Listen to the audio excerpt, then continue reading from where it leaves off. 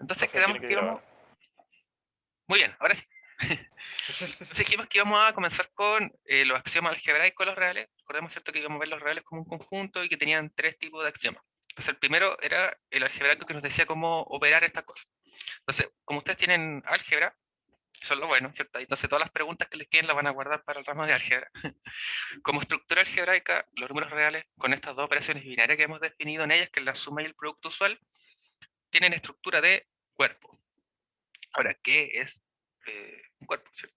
Entonces, un cuerpo es cuando con la primera operación, es decir, con la suma, cumplen, bueno, la propiedad, digamos, de ser grupo abeliano. Ahora, ¿qué es un grupo abeliano? Que con esta operación puedo tener asociatividad, ¿cierto? Puedo tener, ¿qué más? El elemento neutro, el inverso aditivo, bueno, además de la propiedad de ser cerrado, y adicionalmente a esto, la propiedad de ser conmutativo. Vamos a hablar igual de esto más adelante. Y además con el producto tiene que cumplir otras cuatro cositas, o tres cositas más, ¿cierto? Y la distributividad de la suma con respecto al producto. Con todas estas operaciones, o digamos con estas dos operaciones y estas ocho propiedades en general, es que una estructura algebraica o un conjunto con estas dos operaciones recibe la estructura de cuerpo, ¿ya? Entonces, la gracia en el fondo es que quiere decir que todas las operaciones que conocemos en los reales viene dada por esta axiomática. Entonces, digamos que rápidamente esto es lo que vamos a verificar ahora. O algunas de las propiedades que vamos a mencionar, algunas las verán en álgebra, como ya se señaló. Entonces recordemos que notamos con la letra R, ¿cierto? O MATVD ahí para lo que ocupa LaTeX, el conjunto de los números reales, que notaremos con las siguientes dos operaciones. Entonces la adición o la suma, denotada por el signo más, ¿cierto? Y lo que satisface es la clausura o cerradura de la suma, que nos dice que si tenemos dos números reales cualquiera, x, y pertenecen al conjunto real, ¿cierto? Para los que recuerdan la notación. Entonces la suma de ellos, x más y, también es un número real. Entonces, la adición, o digamos la clausura de la suma, lo que nos dice es que si yo sumo dos elementos de un mismo conjunto, la suma pertenece a este mismo conjunto. La multiplicación, denotada por el puntito, ¿cierto? Antiguamente por una X, ¿cierto? Satisface también la clausura, quiere decir que si yo tomo dos reales cualquiera y los multiplico, el producto entre ellos sigue siendo un número real, o también está en el conjunto. Además, vamos a considerar que si tenemos tres números reales cualesquiera, X, Y y Z, ¿cierto? A saber, las operaciones definidas anteriormente satisfacen los siguientes axiomas. Entonces, como dijimos, para la suma y para la multiplicación, tenemos la asociatividad, ¿cierto? Lo que quiere decir que podemos ubicar paréntesis, o bien también uno lo puede interpretar como yo elijo el orden por donde comienzo a sumar, ¿cierto? Si sumo, digamos, los dos primeros elementos, los dos últimos elementos, eso no cambia para nada el resultado, lo mismo con la multiplicación, ¿cierto? Y lo que se conoce como asociatividad. O bien que podemos eh, añadir paréntesis en la operación, o bien quitar los paréntesis a gusto, ¿cierto? Bueno, entonces, además tenemos la existencia del elemento neutro. Ahora, ¿qué significa el elemento neutro? Para la adición, el elemento neutro es un elemento que al sumarlo con un número real, en este caso x, el resultado sigue siendo x, ¿ya? Sabemos que para la suma, lo que cumple es el 0, mientras que para el producto, nuestro elemento neutro es el 1, ¿cierto? Porque digamos que sumar un elemento, como por ejemplo en el caso de la edición, ¿cierto? Al sumar 0, digamos, es que me da el mismo resultado, mientras que al multiplicar por 1 me da el mismo resultado, por lo tanto, ahí sabemos diferenciar claramente que el 0 es el elemento neutro de la suma y el 1 del producto, respectivamente. Por otro lado, tenemos la existencia del elemento inverso, que también van a ser distintos en ambos casos. Entonces, como notación, ¿cierto? Uno lo nota con el menos x, que va a ser el inverso aditivo de x, dado que cumplen que a cualquier elemento, si yo le sumo su inverso aditivo, el resultado es el neutro. Entonces, como acá estamos hablando de la suma, el neutro de la suma es el 0, mientras que para la multiplicación vamos a denotar como x a la menos 1, también uno puede escribir como 1 partido x, ¿cierto? Y que cumple exactamente lo mismo, que si a x yo lo multiplico con su inverso multiplicativo, el resultado es el neutro, esta vez de la multiplicación, que sabemos que es el 1, ¿cierto? Ya. Y que además esto debe cumplir para cualquier x distinto de 0, si no, sabemos que no podemos ocupar este inverso multiplicativo. Recordemos como una de las reglas adicionales ahí que no podemos dividir por 0, ¿cierto? y además cumple la conmutatividad, lo que naturalmente uno lo conoce como el orden de los factores no altera el producto, ¿cierto?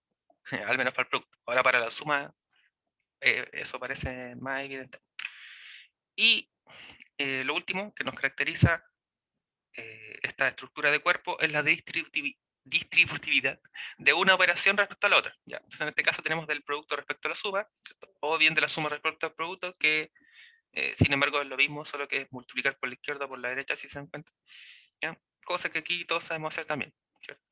Y uno, generalmente, cuando era chiquitito, dibujaba la flechita aquí arriba, ¿cierto? Que el X multiplicaba al Y, y sumaba el X multiplicando al Z y todo eso. Bien, entonces, todas estas propiedades son las que nos dan la estructura de cuerpo de los números reales, ¿ya? O bien, se dice que este trío ordenado, que sería el conjunto con la operación, la primera operación con la que tiene estructura de grupo booleano y la segunda operación que sería el producto, tiene estructura de cuerpo. Normalmente en un texto se omiten esta notación y uno se refiere al conjunto con la estructura de cuerpo, ¿cierto? Considerando que la suma y el producto de los reales siempre es usual. Algunas observaciones a tener en cuenta. Notemos que el 0 representa el elemento neutro para la suma, el 1 para la multiplicación, como lo hemos señalado. Además, estos neutros deben ser distintos, o bien el conjunto de los reales se reduciría solo al 0. También es posible probar que los elementos neutros son únicos. Lo que quiere decir esto en el fondo es que no existe otro número neutro, digamos, para la suma que sea el 0, y lo mismo cumple con el producto, para el 1. Ahora, generalmente este tipo de pruebas se generan por el método de contradicción o de reducción al absurdo. Lo que significa en el fondo es que cómo uno puede probar que un neutro es único, lo que uno hace es suponer lo contrario. Uno supone que existe otro, cualquiera, que cumple la misma definición y, ¿cierto? Mediante álgebra estructura, uno deduce que ambos deben ser iguales, ¿ya? Entonces, si deben ser todos los neutros iguales, es porque en realidad es solo uno, ¿cierto? Generalmente esa es la forma para deducir. Entonces, por ejemplo, vamos a suponer que tenemos el 0 y vamos a llamar 0', ¿cierto? A un segundo elemento neutro para la suma. Entonces sabemos que por definición, si yo lo sumo, tengo el 0' más el 0, vamos a decir que esto es igual a 0', dado que 0 es neutro, ¿cierto? Por definición de neutro de la suma, es que si yo lo sumo con algo, me da algo. Por la conmutatividad de la suma, sabemos que 0 más 0' es 0, si consideramos ahora 0' como el neutro de la suma, ¿cierto? Por lo tanto, por la conmutatividad aquí nuevamente tenemos que 0 y 0' son iguales. Es decir, si suponemos que hay otro neutro distinto, van a ser iguales siempre, por lo tanto, se concluye que el neutro es único para la suma. Una tercera observación, vamos a considerar un número real cualquiera, x. Su inverso aditivo lo vamos a denotar por el menos x, ¿cierto? El inverso multiplicativo en tanto por x a la menos 1, o 1 sobre x, como algunos gustan. Entonces vamos a notar también que cuando hablamos de su inverso aditivo multiplicativo, esto se debe a que son únicos. Entonces, por ejemplo, si consideramos a un número real, vamos a suponer que existe el inverso aditivo de a, ¿cierto? El menos a, y además un otro número b, cualquiera, real. Ambos cumplen con ser el inverso aditivo de a. Es decir, para el primero, que era el menos a, si yo a le sumo menos a, es el neutro de la suma, que es el 0. ¿Cierto? Entonces aquí tenemos esto. Y por otro lado, si yo le sumo b, que también estamos suponiendo, ¿cierto?, que es un inverso aditivo de a, y yo le sumo b, tenemos que esto es equivalente a b más 0. ¿Por qué b más 0? Porque a más menos a es 0, ¿cierto? Por ser el neutro de la suma. Bien. Entonces, por otro lado, sabemos que si asociamos de distinta manera, en este paso, ¿cierto? Si asociamos b y a con respecto al menos a, tenemos que esto es b. Como b es inverso aditivo de a, porque lo hemos supuesto nosotros, ¿cierto? Acá tenemos que tanto menos a como b son inversos aditivos de a. Como b es un inverso aditivo de a, quiere decir que b más a es 0, ¿cierto? Porque a le estoy sumando su inverso aditivo. Lo que quiere decir entonces que menos a es igual a b. Por lo tanto, uno concluye que menos a es igual a b. Entonces, en otras palabras, hemos concluido que ambos inversos aditivos de a son el mismo, ¿sí? De la misma manera se prueba con el inverso multiplicativo, esto lo pueden dejar ustedes como ejercicio, y para ello, ¿qué es lo que cambiarían? Uno cambiaría aquí el más por el menos, cambiaría la notación, de menos a lo cambiaría como a la menos 1, ¿cierto? Y rápidamente se puede rayar si es que alguno no lo puede ver tan fácilmente. Entonces, ¿cómo uno probaría que es único el inverso multiplicativo, por ejemplo? Entonces, lo mismo, ¿cierto? Uno dice, bueno, vamos a considerar A un número real y vamos a suponer, entonces supongamos que existen, entonces acá vamos a decir una A a la menos 1 y un B también reales, ambos inversos aritmos, ¿cierto?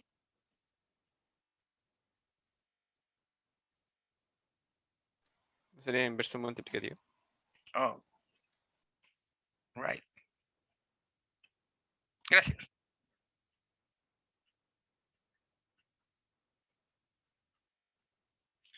Bien, entonces, por definición, si A lo multiplicamos con A a la menos 1, sabemos que eso es 1. Y a la vez si tenemos esto, y multiplicamos por la derecha con el B, ¿cierto? Aquí tendríamos B, estamos multiplicando todo, ¿cierto? De la misma manera, por aquí al ladito, perdón el desorden, si asociamos B y A, sabemos que el B también lo hemos supuesto un inverso multiplicativo de A, ¿cierto? Entonces podemos poner I. Si asociamos entonces B a la menos 1B, esto voy a escribir exactamente lo que tenemos acá, solo que acá vamos a asociar esos. Entonces como el B lo hemos supuesto inverso multiplicativo de A, esto también es 1, por A la menos 1 igual B. Entonces nuevamente tenemos que A la menos 1 es B. Entonces ahí uno concluye inmediatamente que los dos inversos multiplicativos son el mismo.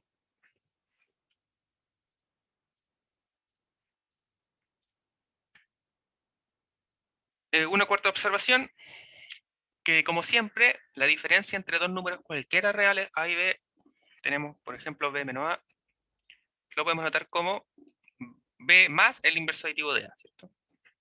Además que el cociente entre dos números reales A y B, con B distinto de 0, por supuesto, se define por A por B a la menos 1 y lo podemos notar como una fracción, ¿cierto? A sobre B o bien de esta forma. Generalmente uno lo queda como fracción de esta manera para no confundirse al simplificar expresiones más extensas, ¿cierto?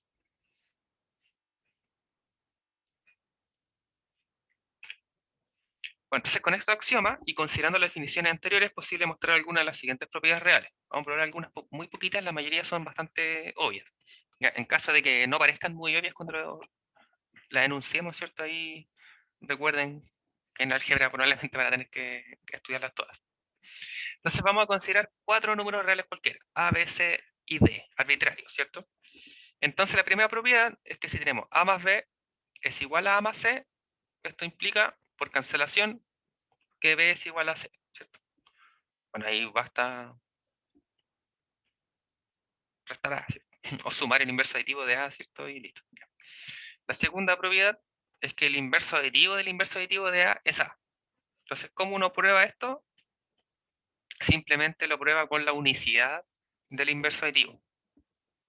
O que quiere decir en otras palabras que el inverso es único, ¿cierto? Como acabamos de probar anteriormente.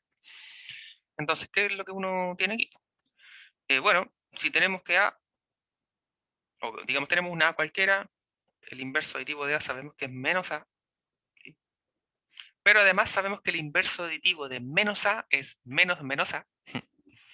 Y entonces por la unicidad lo que nos queda es que A y menos menos A son en el mismo, porque ambos son los inversos de menos A. ¿Ya? Entonces ahí se puede notar rápidamente cuál es la forma de probar eso. La tercera propiedad es que si tenemos A y lo vamos a multiplicar con B menos C, entonces aplicamos distributividad, ¿cierto? Recordemos que esto se deduce directamente de la distributividad de la estructura de cuerpo que recibe los reales. Una cuarta propiedad es que 0 por A es igual a A por 0 y esto es 0. Aquí no es necesario hacer una mayor demostración. La quinta propiedad, si tenemos AB igual a AC y tenemos además que A distinto de 0, esto implica directamente que B es igual a C. Es decir, si nos damos cuenta es un análogo de la propiedad 1, la diferencia es que aquí uno está utilizando el inverso multiplicativo de A, ¿cierto? O en el fondo quiere decir que si aquí en esta igualdad dividimos por A, nos queda B igual a C, ¿cierto? Ahora, dividir por A, ¿cierto? Cuando hablamos de dividir por A, lo que uno está pensando en realidad es el inverso multiplicativo de A. Es multiplicar por 1 sobre A, ¿cierto? Así que ahí, quizá alguno de ustedes ha leído por ahí, que generalmente en matemática se dice, bueno, está la suma, está el producto, o como se habrán dado cuenta ahora, eh, estas dos operaciones que nos permiten tener una estructura de todo un conjunto es la suma y el producto. Entonces la resta en realidad, como ya hemos visto, es la suma del inverso aditivo y que la división es el producto, ¿cierto?, del inverso multiplicativo. La sexta propiedad es que si tenemos A distinto de 0, esto implica que el inverso multiplicativo del inverso multiplicativo de A es A. Nuevamente, análogo a la segunda parte, solo que estamos cambiando el inverso.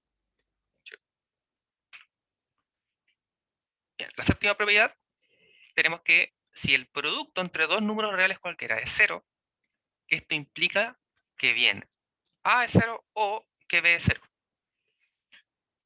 En palabras sencillas, que si un producto de dos números reales es 0, significa que uno de los dos tiene que ser 0, ¿cierto? Eso es lo que nos quiere decir.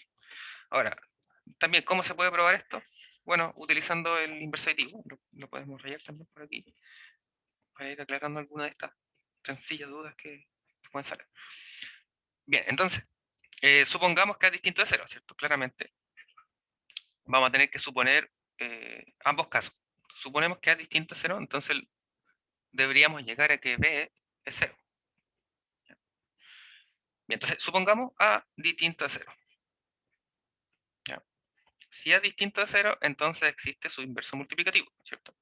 Entonces A menos 1 está en R. O digamos, existe su inverso multiplicativo en R, de tal manera que cumple la definición que AB es 0, ¿cierto? Si AB es 0 y además A tiene inverso multiplicativo, vamos a multiplicar por este menos A a la menos 1, por la izquierda. Entonces tenemos A a la menos 1 por AB, ¿cierto? Y esto es igual a, bueno, A a la menos 1 por 0. Sabemos que esta cosa es 0, ¿cierto? Bien. Como, como A y A a la menos 1 son inversos multiplicativos uno del otro, el resultado de su producto, ¿cierto? Si asociamos de esta forma, sería el neutro multiplicativo que es 1, ¿cierto? Por B. Y bueno, sabemos que este producto con respecto a 0 es 0, por lo que hemos visto por la propiedad 4, ¿cierto? Y bueno, 1 por B sabemos que como 1 es el neutro multiplicativo, esto es B, ¿cierto? Igual 0. Entonces tenemos que, si suponemos que esto es distinto, no queda otro camino que B sea 0. Ahora, análogamente uno lo prueba en el otro sentido. Entonces, análogamente, si B es distinto a 0, ahora uno supone B distinto a 0, entonces, ¿qué sucede? Que existe B a la menos 1 en R, tal que lo mismo, y solo que en vez de multiplicar por la izquierda a la menos 1, ahora uno multiplica por la derecha al B a la menos 1, ¿cierto? Se va a cancelar con el B y me va a quedar que A finalmente es 0. Entonces ahí se prueban que si uno supone cualquiera de los dos casos, implica que el restante debiese ser 0, probando así la propiedad.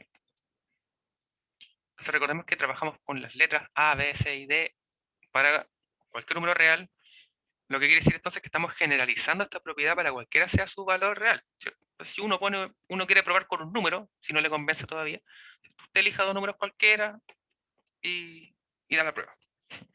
Ahora, ¿existirán dos números reales que multiplicados den 0 sin que ninguno de ellos sea 0? Bueno, tómense su tiempo porque probablemente van a demorarse mucho si alguien lo quiere ir probando, digamos, se va a demorar demasiado en decir, bueno, ya me cansé, por eso no. Pero es difícil que alguien vaya a llegar en realidad a una respuesta un poco tajante, digamos, decir, no,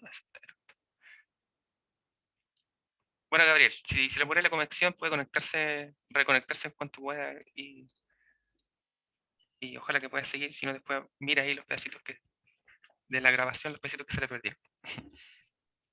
Ya me salté una, la 8. Entonces tenemos que el producto entre menos A y D es equivalente a menos el producto entre A y B, lo cual también es equivalente a A producto menos B.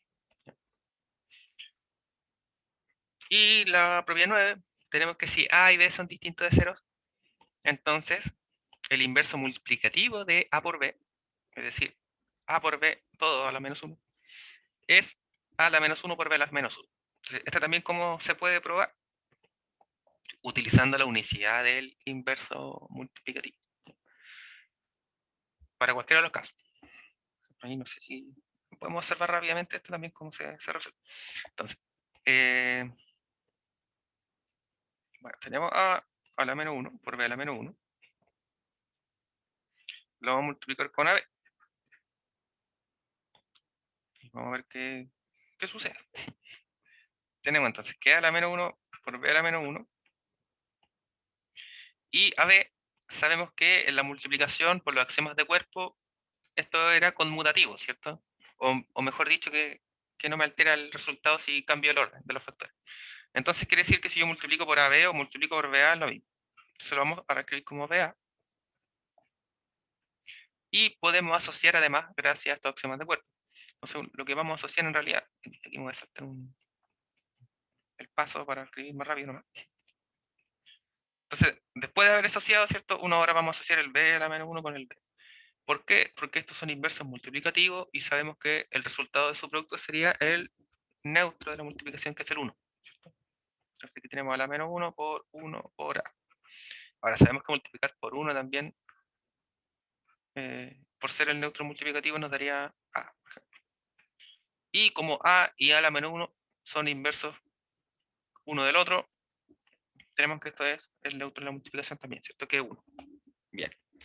Ahora, lo que sí sabemos es que el inverso multiplicativo de A por B a la menos 1, o digamos de AB, ¿cierto? Me adelanté aquí. El inverso multiplicativo de A por B, como solo un factor, sería el mismo elevado a menos 1, ¿cierto? Entonces sería AB elevado a menos 1. Entonces el inverso multiplicativo de AB sería, ¿qué voy a decir ahí? Es A por B a la menos 1. Bien. Entonces acá nosotros nos dimos cuenta que si tengo AB, lo multiplico por este factor, me daba 1. Por definición quiere decir que el inverso multiplicativo de AB es A a la menos 1 por B a la menos 1. Sin embargo, por definición sabemos que el inverso multiplicativo de AB es AB todo a la menos 1. ¿Ya? Y por la unicidad, como hemos probado, que si existen dos deben ser iguales, quiere decir que estos dos inversos multiplicativos que hemos supuesto son iguales, ¿cierto? Lo cual aquí, perdón, nos deja lo que queríamos probar, ¿cierto? La propiedad anteriormente enunciada. Ya, entonces ahora para estas cosas ¿cierto? Nos van a servir cuando estemos aplicando operaciones y cosas por el estilo. Ahora a veces con letras, ¿cierto? Uno le permiten no verlo de manera tan clara, pero probablemente en unos ejercicios de simplificar cosas, ¿cierto? Resolver algunas inecuaciones, me imagino que la mayoría sí podría hacerlo como corresponde. Bien, entonces ahora sabemos cómo operar con la suma del producto y la resta y la división también, ¿cierto? Y algunas de estas propiedades que nos permiten cancelar cosas y todo.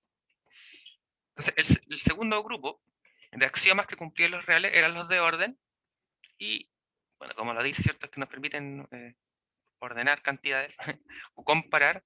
Y habíamos señalado rápidamente que esto lo íbamos a hacer, recuerdo las desigualdades, ¿cierto? Que nos permiten establecer cuándo un número es mayor que otro, es menor, o bien cuando son iguales.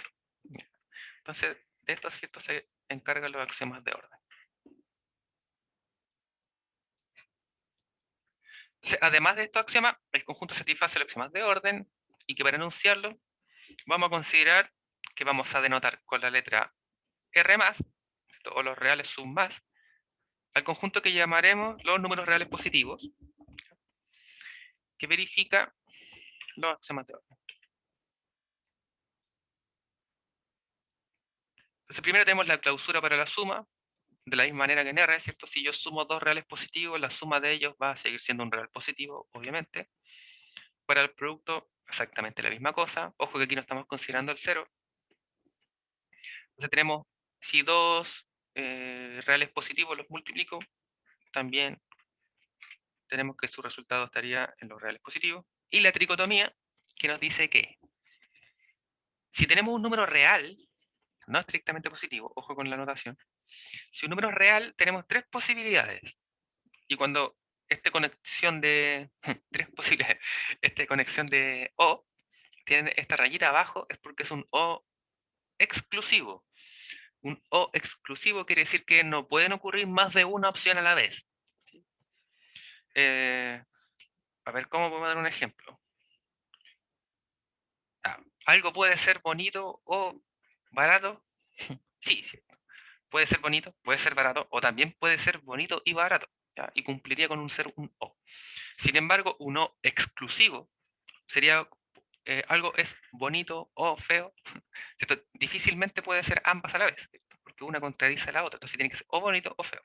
Cuando hablamos de O exclusivo, con esta rayita abajo es porque no puede ser más de una opción a la vez. Entonces, si un número real, bueno, un número es real, tiene la opción de ser real positivo o bien que su inverso aditivo sea un real positivo, que en otras palabras quiere decir que es un real negativo, ¿cierto? O bien, si no cumple ninguna de las dos anteriores, si no están los positivos y no están los negativos, es porque no le queda otra opción que ser el neutro, ¿cierto? Que sería el cero. Pero no puede ser más de una de ellas a la vez. Entonces, como definición respecto a lo anterior, diremos que el conjunto de los reales negativos lo denotaremos con el R sub menos, y este conjunto va a tener a todos los elementos de la forma menos X, donde X es un real positivo, o bien los inversos aditivos de todos los reales positivos, ¿cierto? Como una observación además, denotaremos con la letra R, o lo podemos escribir de esta forma, como la unión entre el conjunto de los reales negativos, el cero, como singleton, es decir, como un conjunto que posee un solo elemento, que sería el cero. Cuando vienen estos paréntesis de corchete, es porque estamos denotando como conjunto, ¿cierto? Notemos aquí arribita, cuando tenemos el R menos, entonces tenemos paréntesis de corchete, y es porque acá estamos hablando de conjuntos. Si fuesen paréntesis redondos, ¿cierto? Sería naturalmente otra cosa, ¿cierto? Como un intervalo, etc. Así que ojo con esa notación también. Entonces tenemos aquí a un conjunto con un solo elemento. El de abajito, tenemos R, que es los reales negativos, unión el 0, o el singleton del 0, unión R más, o los reales positivos. Realmente rápidamente uno se refiere a R menos, R más, cuando son los positivos los negativos, o Z más, que son los enteros positivos. ¿Ya? Y recordemos que estas U son las uniones, y en este caso es un conjunto con un solo elemento que es el neutro, ¿cierto? El cero. Entonces, aquí también aprovecho de hacer estas observaciones porque al principio a los alumnos siempre se les va porque van escribiendo rapidito, a pesar de que sí lo entienden. Entonces, por ejemplo, si uno nota como conjunto, supongamos que tenemos R menos, unión el cero, aquí a veces siempre escriben unión y ponen el cero solito, sin, como un resultado, sin el paréntesis, por ejemplo, en este caso. Entonces, hay que tener ojo, si uno está haciendo álgebra, ¿cierto? O calculando cosas, el resultado va a ser un elemento, un número. Y ahí está bien que sea S o solución cero, ¿cierto? O el X igual cero. ¿Cierto? Pero si, por ejemplo, estamos denotando el dominio de una función, el dominio, ¿cierto? Sería un conjunto. A veces el dominio, si tenemos suerte, puede ser todo el conjunto de los números reales, ¿cierto? Todos los reales positivos, dependiendo de la función. Y a veces a la función, o a todos los reales, o todo el conjunto, le tenemos que restringir algunos valores. Por ejemplo, la mayoría de las veces, ¿cierto? Se le restringe el cero si es que es una función que está dividida por x, ¿cierto? Porque sabemos que no podemos dividir por cero, entonces le quitamos el cero al conjunto donde sí está definida la función. Entonces, en ese caso estamos hablando de conjunto. Entonces, cuando le quitamos el cero, o estamos denotando el dominio de algo como, vamos a escribir aquí, como el dominio, por ejemplo, de la función f, ¿cierto? ¿Quién es? Y uno dice, es todos los reales, pero menos el cero. Entonces le quitamos el cero. Pero como estamos hablando de conjunto y el dominio es un conjunto, lo denotamos como R, que estamos hablando del conjunto de los reales, menos, y le tengo que quitar el cero, pero como un conjunto de un solo elemento. Entonces, ahí está bien escrito. O algunos otros, ¿cierto? Podrían decir, no me gusta escribir como un conjunto, entonces lo vamos a escribir como un intervalo. Entonces alguien me decía, desde el menos infinito hasta el cero, pero el cero no lo contemplo, entonces aquí va abierto, unión, nuevamente el cero, hasta el infinito. Y estas dos cosas dicen lo mismo, ¿cierto? Solo que a uno le gusta escribir como conjunto, no como intervalo. Solamente hay que tener cuidado con las notaciones para no confundirse, ¿cierto? Y cometer esos errores, como decía, de omitir el paréntesis, si es que habla de conjunto y no como elemento y todo eso. Ahora, en estas asignaturas de álgebra, ¿cierto? Y fundamentos probablemente van a ser bastante, van a enfatizar mucho con esto en un principio, así que lo van a reforzar igual, van a estar obligados. Bien, una nueva definición además, con respecto a estos axiomas de orden, vamos a considerar dos números reales, A y B cualquiera. Vamos a decir que A es menor que B, lo que escribiremos con esta desigualdad, ¿cierto? A menor que B, si solo si B menos A es real positivo. ¿Ya? Entonces, en el fondo, hacia dónde apunta el mayor, ¿cierto? Va primero. Al mayor le resta al menor. Y eso es real positivo. Tiene todo el sentido, ¿cierto? Por otro lado, diríamos que A es mayor que B, y escribimos que A es mayor que B, ¿cierto? Con los dos puntitos hacia el mayor. Si solo si B es menor que A. ¿Y cómo sabemos que B es menor que A? Porque cumple la definición 1, ¿cierto? También tenemos que, diremos A es menor o igual que B, lo cual se escribirá con esta notación, ¿cierto? Le estamos añadiendo la barrita aquí abajo, y esto nos dice que o bien A es estricto menor que B, o bien es igual. ¿Ya? Bueno, otra manera también de referirse a veces a la primera desigualdad, tanto es menor como es mayor, a veces se dice que es desigualdad estricta, y eso es porque no permite la posibilidad de que sean iguales. ¿Ya? También es una forma de que se expresa en algunos textos que ustedes podrían encontrar. De la misma manera tenemos para el mayor o igual a B, se nota de la misma forma que el anterior, solo que cambia el sentido de la desigualdad, ¿cierto? Recordando siempre que las dos patitas, digamos, los dos, no sé, las dos cositas del, o que el Pac-Man se está comiendo al mayor. O sea, y como cada uno quiere asociarlo de alguna manera para recordarlo de algo más sencillo. A veces aquí alguno dice, dibujo un Pac-Man y hacia donde estoy comiendo es hacia el mayor. No sé, a algunos les sirve, bueno, desde siempre, ¿cierto? Nos ha servido encontrar figuras y patrones para recordar cosas más fácilmente. Bien, algunas observaciones además. Siempre debemos considerar de que si tenemos un número menor que 0, o A va a ser menor que 0, si solo si cumple que 0 menos A es real positivo, o mejor dicho, que el inverso aditivo de un número menor que 0 es real positivo. Esto es equivalente además que el inverso aditivo de A es un real positivo. Y esto también es equivalente a que A es un real negativo. ¿Sí? Entonces, cualquiera de estas cosas significa exactamente lo mismo. Entonces, cuando uno habla de un número negativo, generalmente uno va a asociar inmediatamente con que es menor que 0, ¿cierto? Estricto. Por otro lado, si tenemos que un número es positivo, o mejor dicho, estricto, mayor que 0, ¿cierto? Esto es equivalente a que ese número es un real positivo. ¿Ya? Entonces también cuando uno se refiere a estas cosas, depende si lo quiere ver como un elemento del conjunto o lo quiere ver como un intervalo. Para la primera parte de desigualdades, vamos a analizar generalmente mucho con intervalos. Entonces, los axiomas de orden, ¿cierto? Ahí viene, digamos, la gran gracia de analizar estas propiedades de las desigualdades para verlo como intervalo. Bien, además, en la recta numérica real, diremos que x es menor que y o que y, si solo si x está a la izquierda de y en la recta numérica. Con esta representación gráfica, la idea de orden de los reales y la tricotomía resultan bastante evidentes. Claro, que uno dibuja una recta, ¿cierto?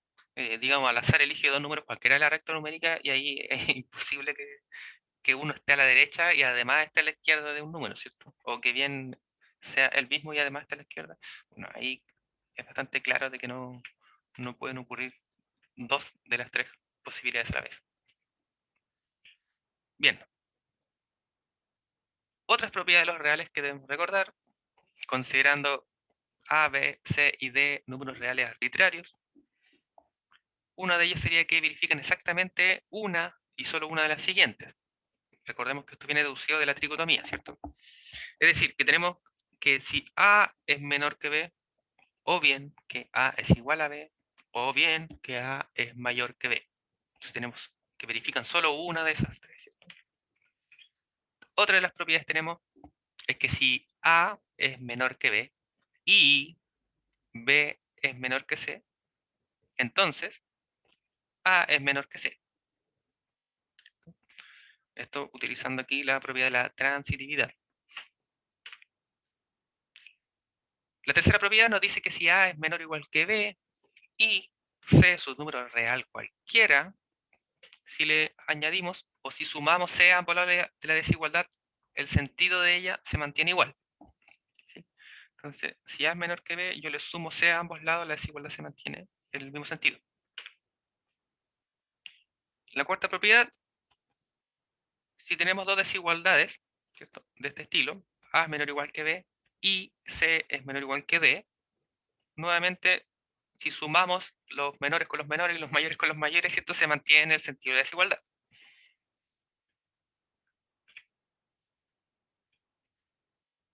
Bien, esta se parece mucho a la tercera, ¿cierto? A la tercera propiedad, la diferencia es que aquí en vez de sumar vamos a multiplicar.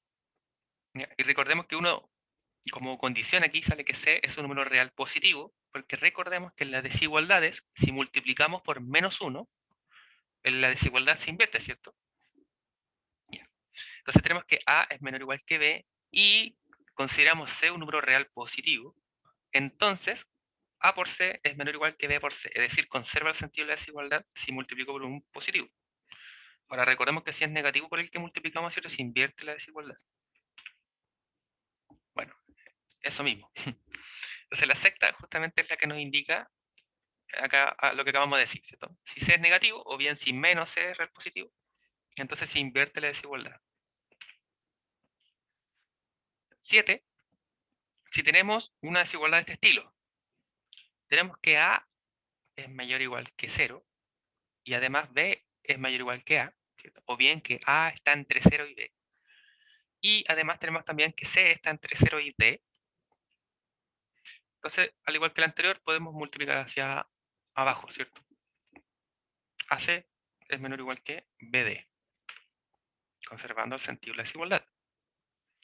La octava propiedad nos dice que si A es distinto de 0, es decir, si tenemos un número real cualquiera que sea distinto de 0, ese mismo número elevado al cuadrado siempre va a ser positivo. ¿Ya? Va a ser un real positivo.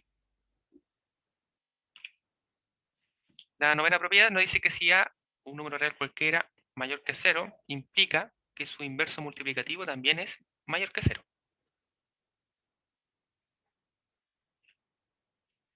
La décima propiedad nos dice que si A está entre 0 y B, esto implica que el inverso multiplicativo de A es mayor que el inverso multiplicativo de B. ¿Ya? Entonces, aquí si se dan cuenta, ¿cierto?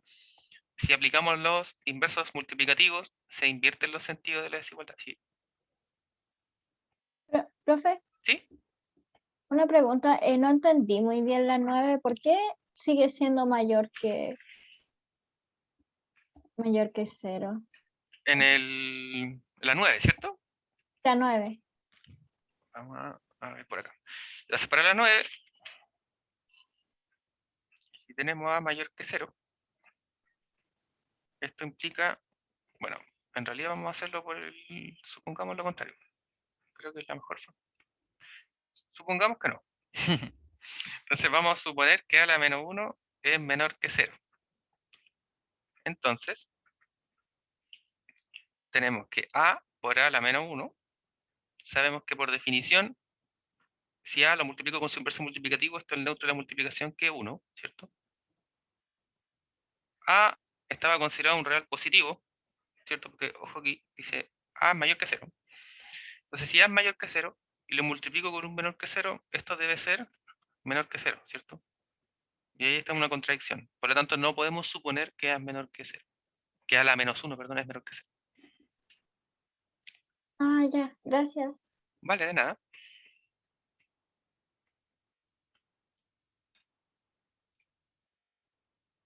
Bien, entonces, de acuerdo a estas propiedades, para aplicar alguna de ellas o recordar muchas de ellas, vamos a enunciar algunos ejercicios de los números reales, ¿ya? Para que los dejen anotados ahí.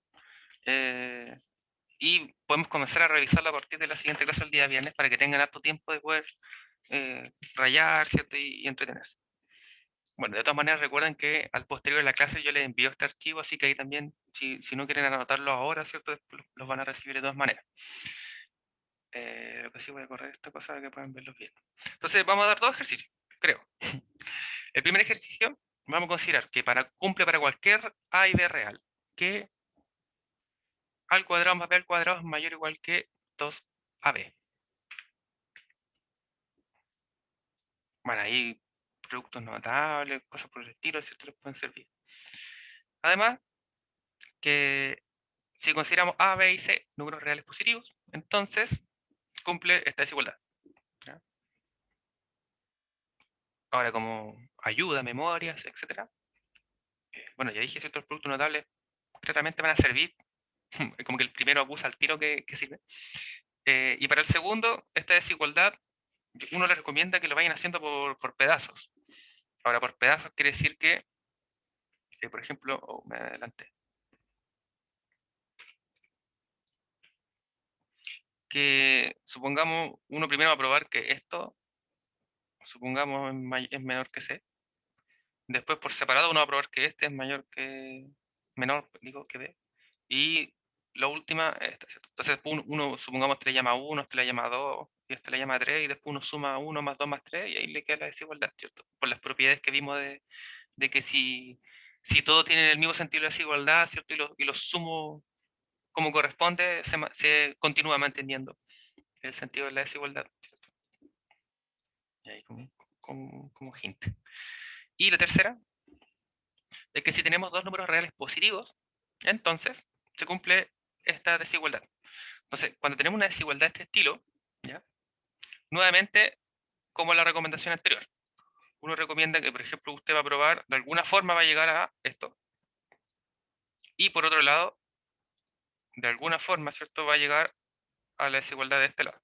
Entonces, si uno puede armar una desigualdad entre tres elementos, ¿cierto? Ahora, generalmente el 1 le va a ayudar mucho para entender el 2 y el 2 también para aprender el 3 y así sucesivamente, ¿ya? Entonces, como está dado para números arbitrarios, ¿ya? Entonces por eso los productos notables, cosas por el estilo, son los que eh, permiten asegurar que se cumple para cualquiera sea el número real, ¿cierto? Porque no hay restricciones de cero y cosas por el estilo, si se dan cuenta. Y entonces, hablando tanto de productos notables, vamos a recordar algunos de ellos porque son importantes, a pesar de que uno, bueno, en los colegios a todos nos marearon, ¿cierto?, con los productos notables en algún momento, pero bueno, sirven siempre, así que nunca está de más.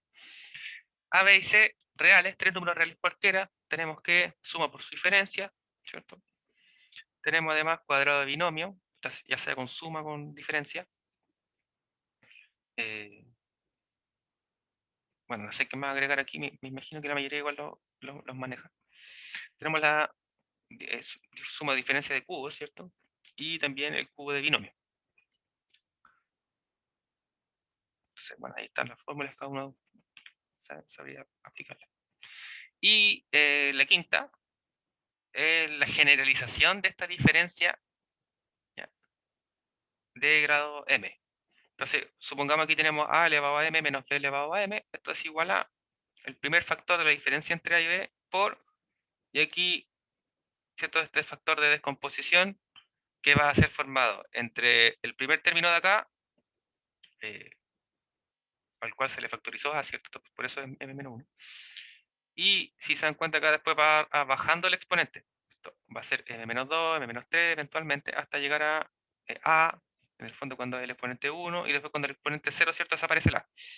Entonces aquí está el b elevado a 0, después va a seguir b elevado a 1, después b elevado a 2, bla, bla, bla, hasta llegar a b elevado a m-1, ¿cierto?, que sería el máximo exponente. Ahora, como todo está con letras, ¿qué es lo que quiere decir esto? Bueno, para el caso de m igual a 2, es suma por su diferencia, ¿cierto? Para el caso de m igual a 3, tenemos ya pues acá, ¿cierto?, la diferencia de cubos, que sería esto. Ahora, si uno le pone m igual a 4, igual a 7, ¿cierto?, es para esas más grandes, digamos, que es la que serviría esto, ¿ya? Y, digamos, uno solo reemplaza el m donde corresponde, y el a y el b, que generalmente pueden ser algunas variables, o un número. Pero bueno, ahí están las formas de eso. También vamos a recordar rápidamente las potencias enteras. Vamos a considerar un número real cualquiera, n, un número entero positivo, el exponente entero positivo. Entonces se define la potencia real de base a y exponente n como a a la n, y que sabemos que esto expresa el producto de a, la cantidad de veces que nos indica el exponente. Más precisamente, para a real se define por recurrencia, que a elevado a 1 es a, que a elevado a n más 1 es el producto entre a elevado a n por a, ¿cierto? Y así sucesivamente. Además, para el caso de a distinto de 0, se define que a elevado a 0 es 1, y que a elevado a menos n es a elevado a menos 1 elevado a n. Lo que quiere decir en el fondo es que es la potencia enésima del inverso multiplicativo de a, ¿cierto? O bien 1 sobre a a la n, que expresa justamente a1, 1 sobre a n veces. Entonces, algunos teoremas que nos pueden resumir propiedades útiles de esto. Si consideramos a y b reales, ellos distintos de 0, y n y m números enteros, entonces tenemos que la suma de exponentes, ¿cierto?, es el producto. Conservar la base, si se recuerdan estas propiedades. Entonces, a elevado a m más n es igual a la m por a la n. Ahora, productos de potencias de igual exponente, conserva el exponente y multiplican la base, ¿cierto? Así era como uno se lo enseñaba generalmente. Entonces aquí tenemos productos de potencias de igual base, se suman los exponentes. Productos de potencia de distintos exponentes, perdón, de distintas bases igual exponente, se conserva el exponente y se multiplica la base. Potencia de una potencia, a la n elevado a m, se multiplican los exponentes. División de potencias de igual base, se conserva la base y se restan los exponentes. División de potencias de distinta base igual exponente, se divide la base y se conserva el exponente. Como observación, entonces, las primeras tres propiedades mencionadas son válidas para el caso para a igual a 0 o bien b igual a 0. Entonces, siempre que las expresiones definidas tengan sentido. Esto quiere decir que los exponentes sean enteros positivos. Ahora, sabemos que estas últimas dos propiedades no pueden cumplir para a o b distinto de 0, dado que estamos dividiendo, ¿cierto?, por a o por b respectivamente, y sabemos que la división por 0 no está definida, ¿cierto?, es decir, que no existe. Entonces, si estamos hablando de potencia, no nos podemos saltar las raíces. Entonces, la existencia de la raíz enésima, o de índice n, ¿cierto?, se demuestra usando el axioma del supremo, que aún no hemos presentado. Entonces, vamos a resumir esto. Dado un número real positivo y un número natural n, existe un único b real positivo tal que a es igual a b a la n. ¿Ya? Entonces, en simbología quiere decir que para todo a real positivo y para todo n natural existe un único b real positivo tal que b a la n es igual a a. Entonces, aquí también podemos hacer la observación. Recordemos que lo a al revés significaban el cuantificador para todo elemento de un conjunto, ¿cierto? Mientras que la e al revés existe. Ahora, cuando tiene este signo de exclamación después, es que existe un único, ¿ya? Es decir, que no solo me está asegurando que existe un elemento que cumple tal condición, sino que además de existir ese, es el único que cumple, ¿ya? O recordemos que eso, como por ahí debajo nos está diciendo además que si hubiera otro que cumple, significa que entonces es igual, ¿cierto? Cuando hablamos de que algo es único, o la unicidad de algo, nos quiere decir además que si por alguna X razón yo llegase que existe otro, entonces son iguales, ¿ya? Bien, una definición entonces de esto es que el número b de la propiedad anterior se llama la raíz nésima de a y se denota como b igual a raíz nésima de a, ¿cierto? O bien como potencia, ¿sí?, a la 1 sobre n. ¿Qué significaba la A invertida? ¿La Para todo, mayúscula era? para todo. ¿Cómo? Ah, ya, ok. Gracias. Entonces recordemos que este es el cuantificador para todo, ¿cierto? Ahí, for all, backslash, ¿cierto? Y para lo que escriben en overleaf. Y este recordemos que existe, en este caso, un único, porque tiene el signo de exclamación, ¿cierto?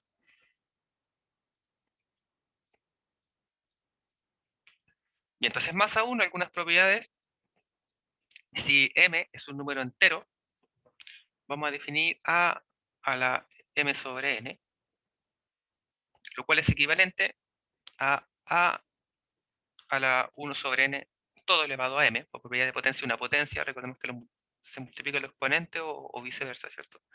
Y esto lo podemos reescribir por la definición de la raíz enésima como la raíz enésima de a la m, donde a es mayor que 0. Ahora, ojo con esto porque el elemento al cual estamos aplicando la raíz, ¿cierto?, necesariamente tiene que ser real positivo, ¿cierto? Bueno, luego vamos a ver qué pasa con el 0 en este caso. Bueno, en realidad creo que en álgebra lo van a ver probablemente. Ahora bien, si n resulta ser un número impar, podemos extender esta definición para bases negativas, ¿ya? Entonces la raíz enésima de un número negativo como el menos a es equivalente a menos la raíz enésima de a, con a positivo. Entonces, como observación, si a es mayor o igual que 0, se puede asegurar que a elevado a m menos sobre n, recordemos que esto representa una raíz, ¿cierto?, es equivalente a la raíz enésima de a sobre e elevado a m, perdón. Y digamos que aquí estos pasos intermedios simplemente está aplicando propiedades de potencia, ¿cierto? Potencia una potencia, puedo separar el producto como una sola fracción. Bueno, uno aplica estas de aquí cuando le sirve de algo, ¿cierto? Más que solo porque sí. Ya, y la segunda ronda de ejercicios van a ser estos sencillos, solo simplificar valores. Los ejercicios parecen largos, pero todo se va eliminando solito generalmente. Para que vamos aplicando entonces las propiedades de fracciones y potencias y algunas cosas también de estos axiomas algebraicos de los reales. Entonces vamos a simplificar para los valores a y b reales, donde están definidas las siguientes expresiones. Entonces tenemos x, ahora ojo, porque no es una ecuación, ¿ya? Cuando ponemos x igual tal cosa, no es que uno quiera encontrar el valor de x, es simplemente para no colocar solo la expresión solita, ¿cierto? Simplificar esto. Bueno, entonces tenemos esta expresión, ahí van a aplicar cosas de fracciones que es bastante necesario recordar cómo operar rápidamente estas cosas. Entonces, si no los recuerda, justamente estos ejercicios tienen una complejidad un poco media, alta, para que se utilice todas las propiedades que pueda muchas veces y recuerde en un solo ejercicio o aplique, digamos, las propiedades que están en anterior. Entonces, por ejemplo, revisando este mismo archivo, uno, si quieres ver los ejercicios y no le salen al tiro, ¿cierto? Vuelve a la página de atrás a acordar algunas de las propiedades para ir aplicando. Y la segunda, también simplificar, aquí claramente, ¿cierto?, se utilizan propiedades tanto de raíces, que están escritas aquí con exponentes fraccionarios, como productos notables, ¿cierto? Se pueden verificar también ahí de varias formas. Entonces, nuevamente también estos pueden acceder posteriormente y vamos a revisar ahí o preguntar al inicio de la siguiente clase cuáles los que no les salieron, por ejemplo, o cuáles encontraron más complejos, etcétera, para ir desarrollándolo en clase, al inicio de la clase, ya para comenzar con eso. Sí, pero se ve feo, la verdad. Se ve feo porque está escrito con raíces, con fracciones, pero uno tiene que elegir. Si lo dejo todo con exponentes de fracciones o lo pongo todo con raíces y ahí ya no se ve tan feo.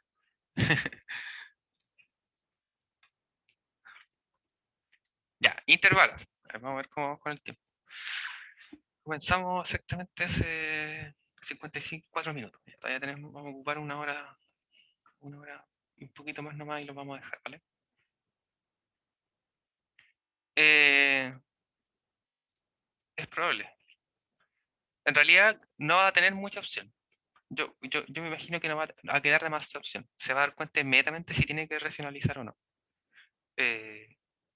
Ahora, si usted me está diciendo en la expresión final, sí.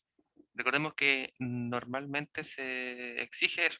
Es tanto como simplificar, ¿cierto? Si uno pide de la solución de tal ecuación, se asume que uno va a dar el resultado, digamos, de la expresión irreducible, ¿cierto? Que ya no pueda simplificar más en ese caso. Ahora, cuando la expresión nos queda una expresión racional, siempre también se asegura de racionalizar. Ahora, recordemos que racionalizar significa que si nos queda la raíz abajo, en el denominador, uno la va a multiplicar por un cierto factor que me permita dejar una raíz equivalente en el numerador, ¿cierto? Eso no. Ahora, digamos que en una evaluación, cosas por el estilo, eso le va a... No, no es que le va a bajar el puntaje en más de una décima. ¿Ya? Bueno, idealmente no en base a Photomath, porque siempre tratamos de poner ejercicios escritos con notaciones bastante feas para que no los pueda encontrar el Photomath.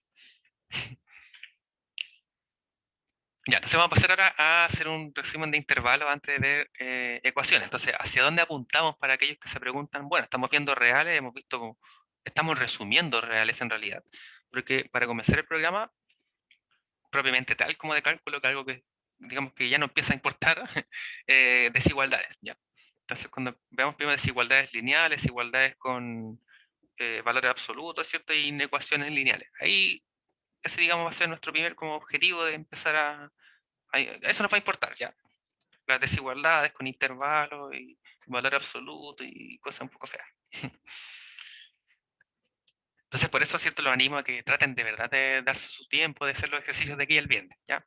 Para que al menos usted sepa, me salió uno, no me salió nada, mejor asustarse ahora que asustarse antes de la prueba.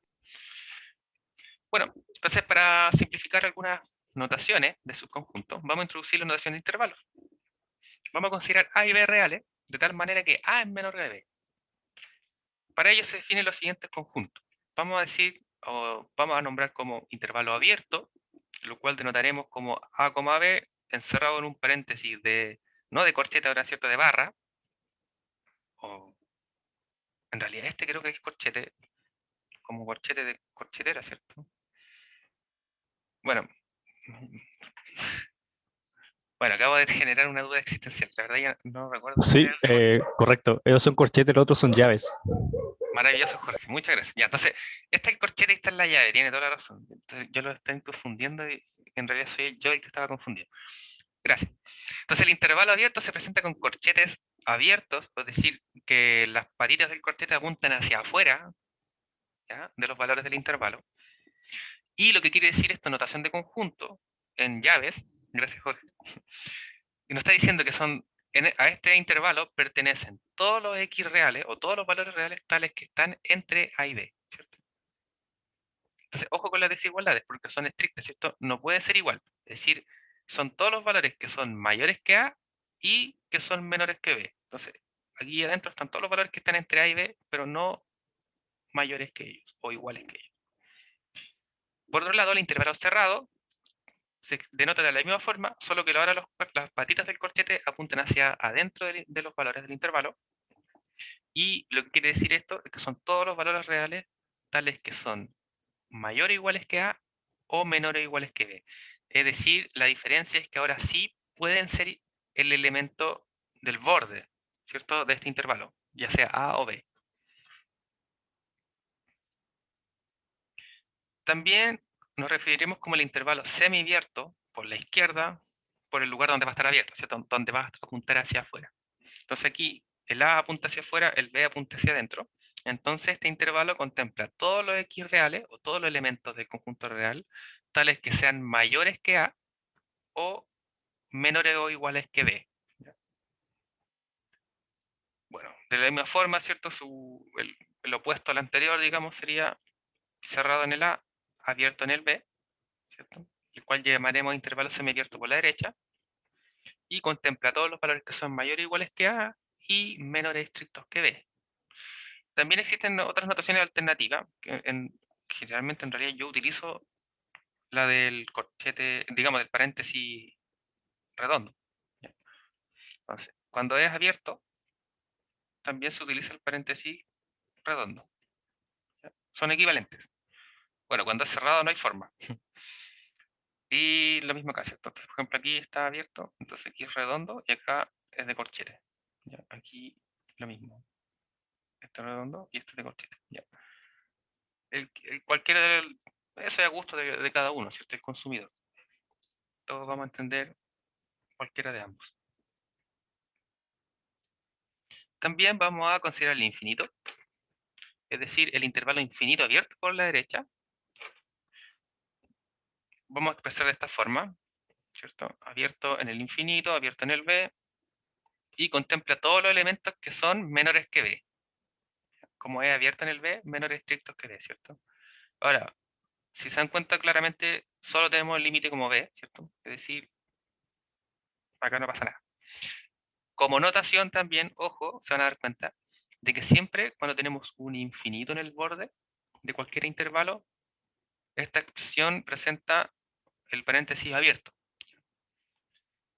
Y bueno, ahí no hay mucho que preguntar por qué, ¿cierto? Porque cuando es cerrado es porque precisamente estamos comparando y sí puede tomar ese valor. Si sabemos que el infinito, digamos, no es un valor por sí solo, entonces no podemos tomar como cantidad infinita, algo así. Bien. Entonces el intervalo infinito cerrado por la derecha es exactamente lo mismo, solo que el paréntesis del B, ¿cierto?, está cerrado. Entonces esto lo que configura es que son puros valores menores o iguales que B, ¿cierto? Es decir, ahora sí puede ser igual a B. Recordemos que eso es lo que cambia el paréntesis si es abierto, si es cerrado, es que si contabilizo el último valor B o no. Si es cerrado, si lo cuento, si es B, no puede ser. Bueno, en el caso de que es infinito abierto por la izquierda, tenemos abierto a ambos lados y me está contabilizando todos los valores que son mayores que A. Mientras que el intervalo infinito cerrado por la izquierda me está contabilizando todos los valores que son mayores o iguales que A. Perdón, menores o iguales que A, ¿cierto? Porque son los x los que pertenecen a este intervalo. El A es el punto del bordecito. Bien. Como definición, los números reales A y B y los símbolos infinitos o bien menos infinitos se llaman valores extremos del intervalo en cuestión. Si sus valores extremos son números reales, el intervalo se dice acotado. ¿Ya? Entonces, un intervalo acotado es cuando un valor extremo del intervalo es un número real. ¿Ya? Es decir, en el fondo, si tiene un final, ¿cierto? Una cota es porque no puede haber un número que sea mayor o menor que él. Entonces, ¿cuáles son no acotados cuando tenemos un infinito? ¿Cierto? Si tenemos un infinito, cualquier otro lado ya no es acotado, simplemente. Bien, y ahí entonces ya viene la introducción para lo de ecuaciones lineales, lo cual vamos a dejar para comenzar el día viernes.